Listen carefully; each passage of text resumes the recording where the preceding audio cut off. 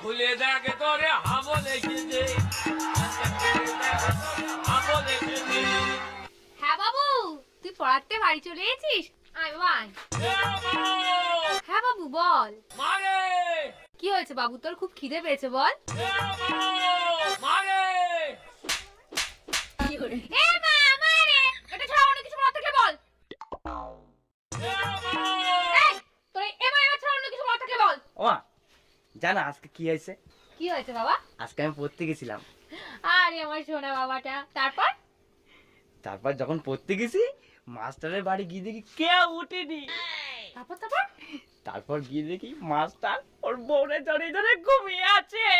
আমি বলতে নেই বাবা, তুমি পড়াশোনায় মন দাও। তারপর কি হলো? তারপরে মাস্টারের ঘরের সামনে গেলাম, গিয়ে বললাম,